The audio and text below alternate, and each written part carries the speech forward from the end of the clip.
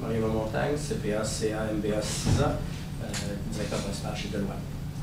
Alexandre Berry, CPA, CA, MBA, directeur de certification chez Solis Qualité Comptabilité. Parfait. Donc, bonjour, mesdames, messieurs.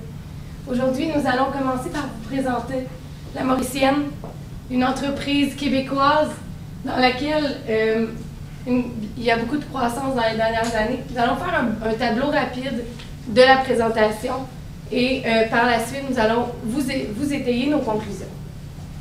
Bon, c'est Virginie Elguer, Chani Barry-Aumont et Myriam Lefebvre. Donc, tout d'abord, nous allons vous faire un tableau du contexte de l'entreprise et du contexte du marché. Par la suite, nous allons vous évaluer avec vous le projet sans boyau. Et par la suite, nous allons vous présenter certains traitements comptables qui nécessitent des ajustements dans l'entreprise. Pour continuer, nous allons formuler quelques conseils de production quant à la gestion de celle-ci. Et finalement, un dernier projet quant à la production de pain de viande sur laquelle nous allons répondre à vos questions.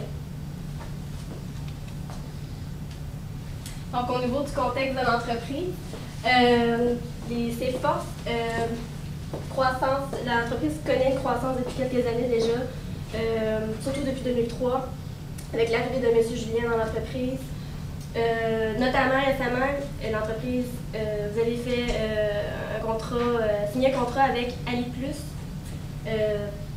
Puis, vous mettez aussi beaucoup l'emphase sur la qualité des produits, ce qui est aussi un avantage pour vous. Par contre, concernant aussi le nouveau contrat avec Ali+, il y a eu beaucoup de retours à ce niveau-là. Donc, c'est peut-être un problème de gestion au niveau de la production, puis au niveau des politiques de retour. Puis, il y a aussi un certain manque de variété de produits au niveau d'entreprise. De plus, au niveau de la qualité des produits, on se rend compte au niveau du sondage qui nous a été amené que les produits ont une certaine satisfaction au niveau des clients. Pour cet aspect, ça va bien. On cherche tout de même une certaine variété. Je les laisse poursuivre. Pour ce qui est du contexte du marché, on a un marché qui...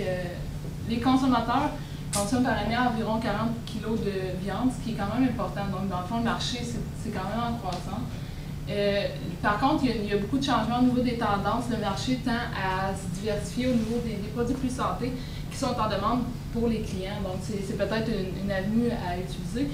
Puis, c'est ce que vous tentez aussi d'amener avec les nouveaux projets. Donc, dans le fond, c'est quand même intéressant. Puis, ça s'inscrit dans cette voie-là pour la clientèle. Puis également, vous semblez mettre un point d'honneur à utiliser les nouvelles technologies, ce qui est aussi mis de l'avant dans le projet pour les saucisses sans boyau. Donc, dans le fond, on va vous parler de ça un peu plus tard, mais c'est quand même un avantage concurrentiel assez important pour la compagnie. Donc, sans plus tarder, nous allons commencer à vous présenter l'évaluation du projet sans boyau. On vous explique un peu, La Mauricienne est une fabrique de saucisses. Vous avez pu le voir par sans boyau. Et dans le fond, la nouvelle technologie est d'avoir un nouvel équipement qui va permettre la production de saucisses dans laquelle il n'y aura pas de boyaux de porc, mais des boyaux faits autrement. Tout d'abord, ce projet-là est un rêve de M. Julien, on le voit dans sa façon d'en parler, il est passionné. Avant de faire l'évaluation pour voir l'intérêt qu'il y a à ce projet, nous allons tout d'abord vous énoncer nos hypothèses. Tout d'abord, nous avons pris un taux d'impôt de 23 % que nous avons basé sur l'année 2012 qui a déjà été audité. Donc, nous trouvons que ce taux d'impôt était plus représentatif de la réalité. Par la suite, taux d'actualisation, nous avons choisi un taux de 10 %. C'était le taux de 8 % qui était demandé en financement, accompagné d'un 2 % pour une prime de risque, étant donné que c'est un projet assez novateur dans lequel il va y avoir plusieurs nouvelles technologies. Donc, pour pallier au risque, on a augmenté le pourcentage. Également, nos prévisions des ventes ont été basées sur les prévisions qui nous ont été procurées dans la brochure, ce qui veut dire une augmentation de 10 % durant les 5 prochaines années.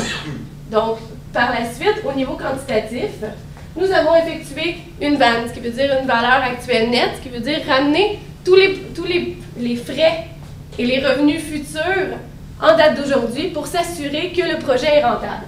Donc, nous avons à 5 ans et à 20 ans 2 vannes positives qui incluent l'économie de production de 54%, étant donné que la nouvelle technologie qui va être utilisée va nous permettre d'augmenter notre production de plus de la moitié. Ensuite, au niveau qualitatif, la nouvelle technologie sans boyau, vous seriez la première entreprise au Canada à utiliser cette technologie.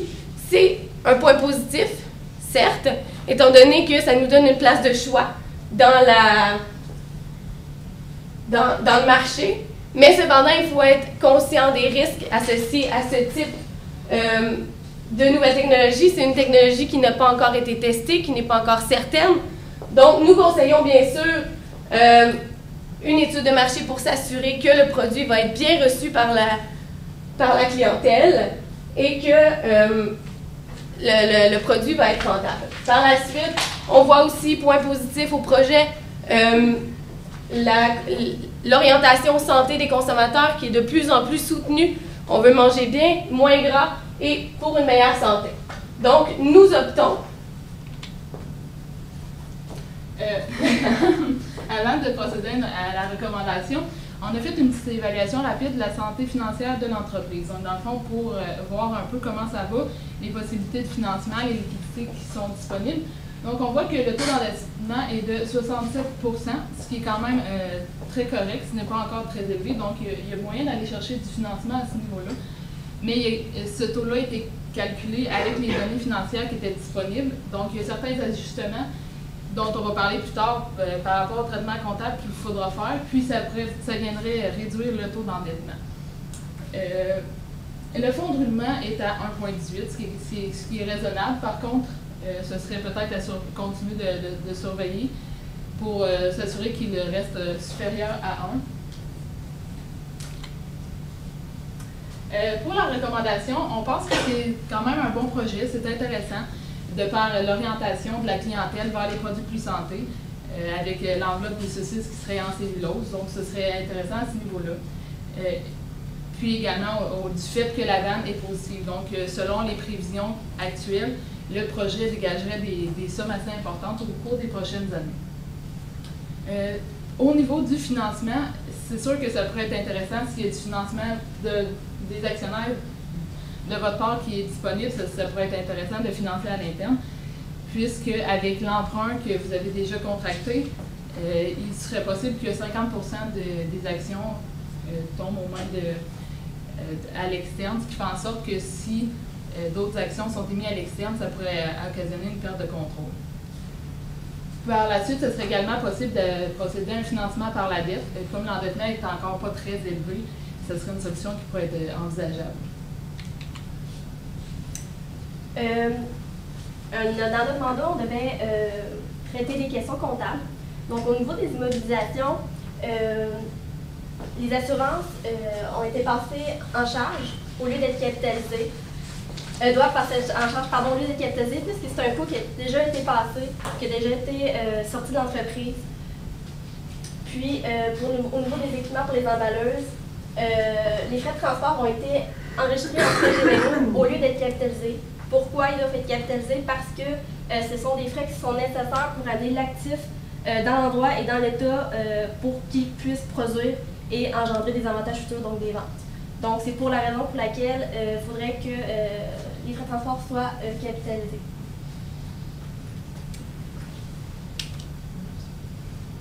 Au niveau des produits, on a relevé également certains éléments qui seraient à modifier. Tout d'abord, les produits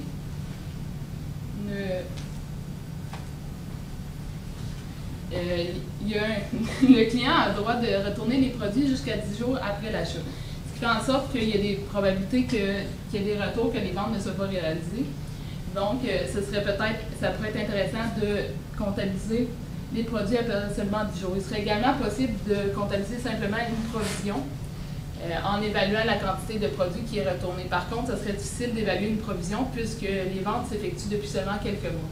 À ce moment-là, ce serait peut-être préférable d'opter pour l'option de comptabiliser les produits seulement après 10 jours, au moment où le client ne peut plus les retourner. Puis juste rajouter, étant donné aussi qu'il y a eu beaucoup de retours, de gros montants de retours, ça serait plus juste et plus sécuritaire de constater les produits après le 10 jours que l'entreprise peut retourner la marchandise pour respecter le principe de prudence surtout.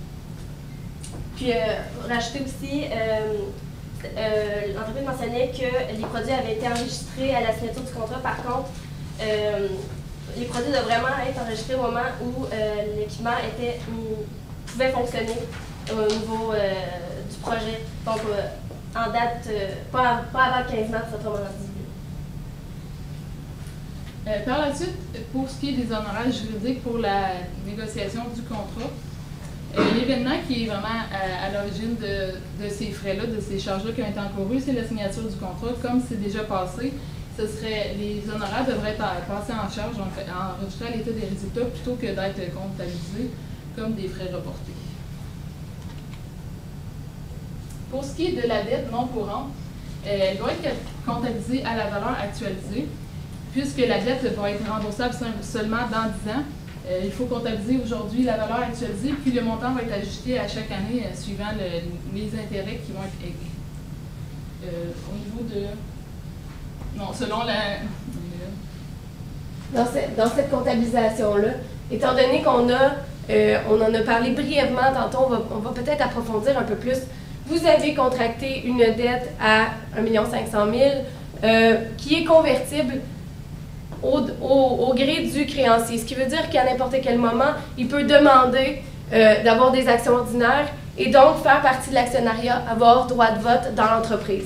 Ce que ça veut dire pour vous, étant donné qu'on se rend compte que vous avez 100 000, vous aussi, de droit de vote. Donc, dans cette situation-là, ça donnerait une dilution de contrôle, ce qui ferait que ça serait la société de capital de risque qui prendrait contrôle de l'entreprise. Ce serait un contrôle conjoint à 50% pour les actionnaires et 50% pour la société de capital de risque. À ce moment-là, comme le droit de conversion représente des capitaux propres, ça deviendrait des actions, il faut comptabiliser séparément le droit de conversion de la dette en tant que telle. À ce moment-là, on a fait le calcul, on a évalué que les capitaux propres devait être enregistré pour le droit de conversion à 226 000 $, puis que la dette devait représenter 694 000 $ au bilan.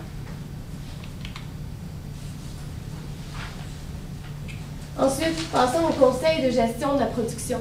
Tout d'abord, nous sommes aperçus lorsque nous avons observé les états financiers que l'entreprise de 2012 à 2013 a subi de grandes différences au niveau des coûts des marchandises, des coûts de fabrication, excusez-moi.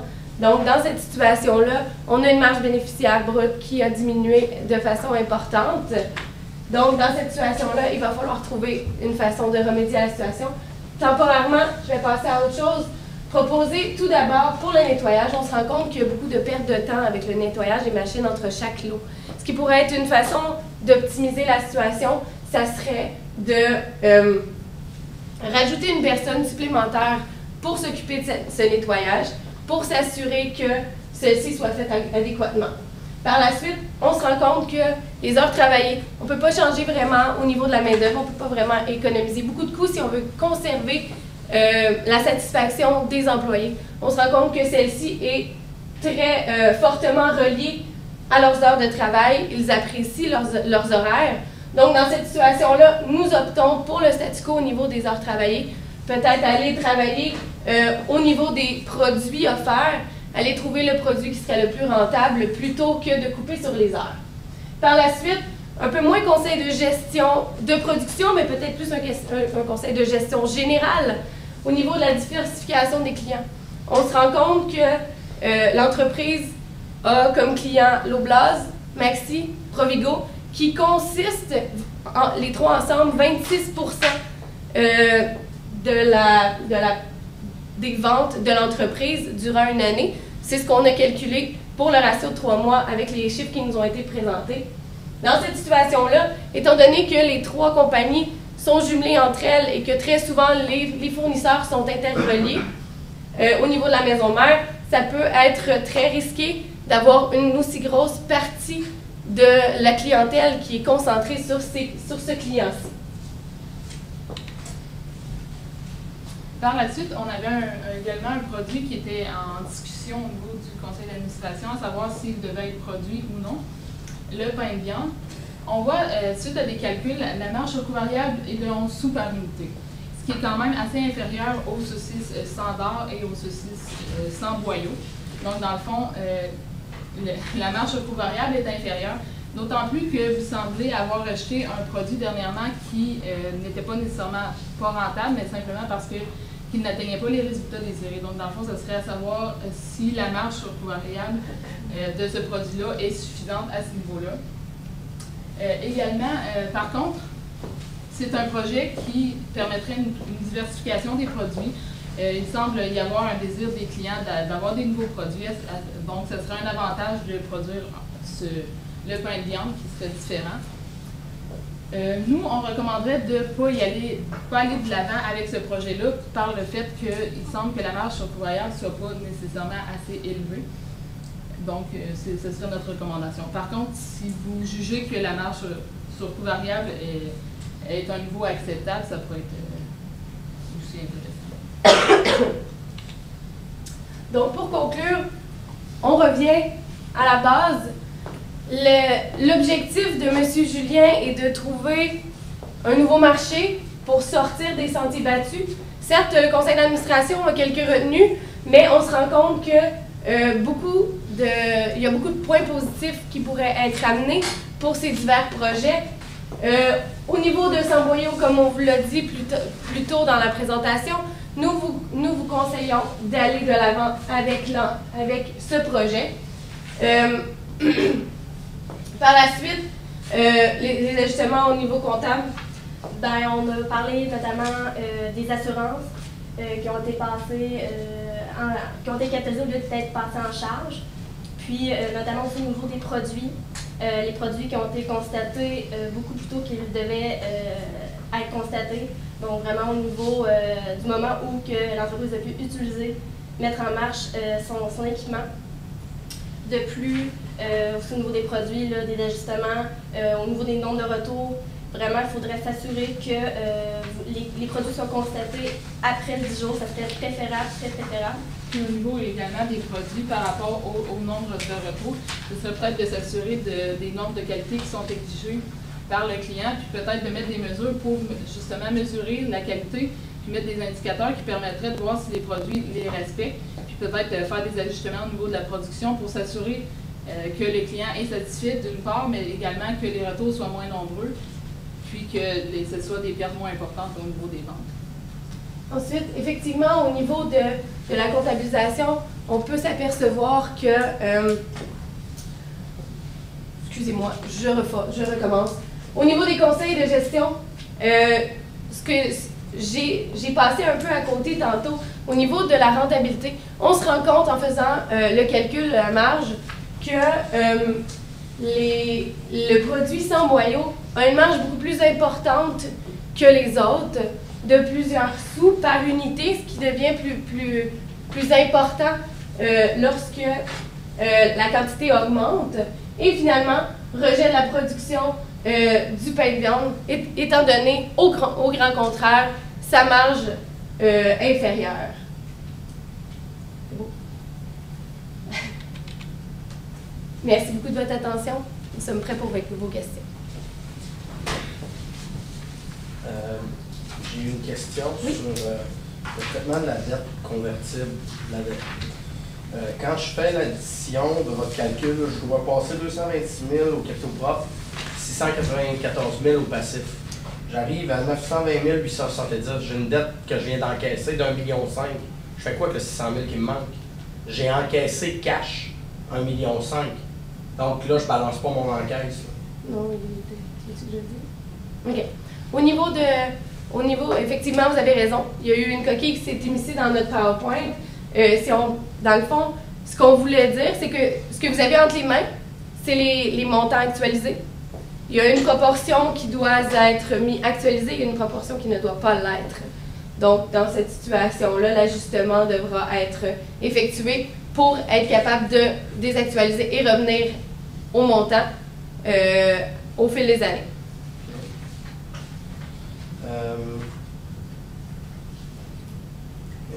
L'autre question comptable que j'ai, c'est au niveau des ventes et de la provision sur les ventes. Vous nous demandez de comptabiliser les ventes après le 10 jours, quand on est sûr de les encaisser, parce qu'on n'est plus certain. Mais est-ce que vous vous rendez compte que c'est 450 000 de ventes qu'on a fait au 30 juin? Donc, vous nous demandez de reporter 450 000 de ventes dans l'année d'après. Donc, vous prenez mon BAI que j'ai et qui me permet de respecter mon ratio, puis vous poussez 450 000 de ventes en avant. Je ne respecterai même plus mes ratios, là, je vais être dans le trouble avec mon financier. Est-ce que c'est le seul choix que j'ai? Non, c'est ça, c'est ce que ma collègue vous a mentionné. Il est possible d'évaluer par rapport aux derniers retours que vous avez effectués dans les derniers mois, ceux qui ont été faits, d'évaluer un pourcentage approximatif de retour qui est fait normalement et seulement prendre une provision pour ce pourcentage. OK. Moi, j'aurais aimé ça dans le calcul de la vanne. Parce que moi, j'aime ça comprendre un peu où mon entreprise s'en va. Puis là, je vois que je n'ai pas nécessairement de détails.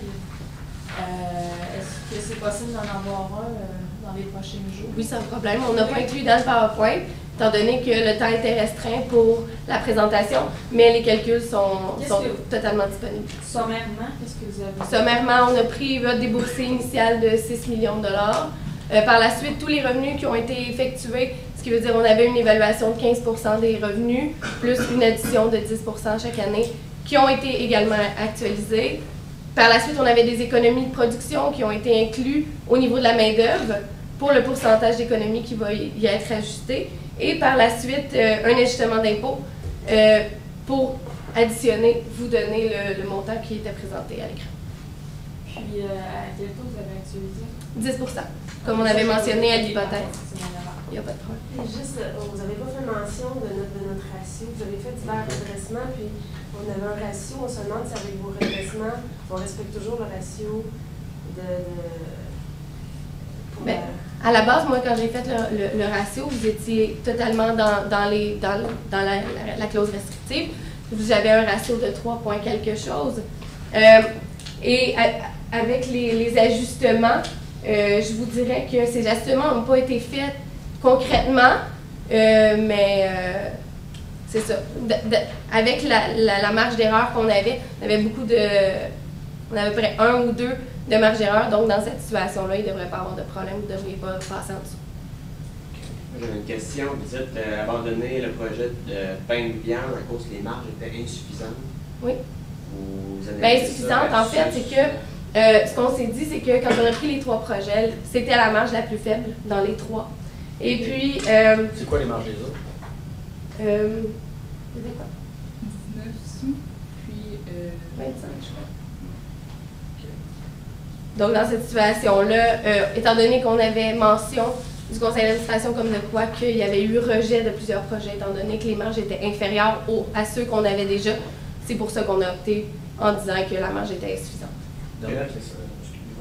Vous nous dites de diversifier nos clients. Oui. Parce qu'à qui vous voulez qu'on vende si on ne vend pas à Métro, IGA ou Loblaw? C'est les seuls 3 distributeurs alimentaires importants du Canada. Il n'y a pas de problème, ça je vous comprends. Je vous dis pas de ne pas vendre à eux, mais aussi de diversifier dans le sens qu'il y a une mention qui est inscrite comme de quoi vous aviez laissé de côté des gens qui commandaient tout de même de façon sporadique pour vous concentrer sur les plus gros. Oui, c'est intéressant, mais peut-être ne pas négliger, peut-être que tous ces petits séparés ensemble pourraient peut-être permettre de pallier une perte d'un gros client. Merci.